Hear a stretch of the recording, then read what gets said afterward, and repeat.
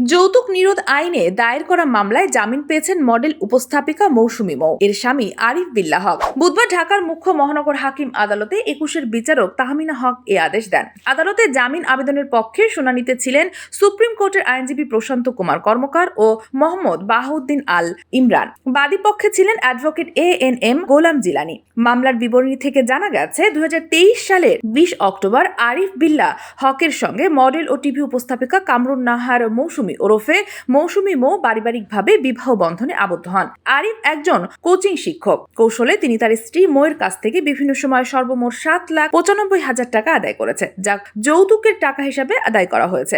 একই সঙ্গে মামলাতে যৌতুকের টাকার জন্য মৌকে মারধরের অভিযোগে করা হয়েছে। তাই গত 16 এপ্রিল যৌতুক নিরোধ আইন 2018-এর 3 ধারায় আরিফের বিরুদ্ধে ঢাকার ম্যাজিস্ট্রেট আদালতে নালিশি মামলা দায়ের করেন। আরিফের আইনজীবীরা আদালতকে জানায়, স্বামী স্ত্রীর মধ্যকার স্বাভাবিক লেনদেনকে যৌতুক হিসেবে তুলে ধরা হয়েছে।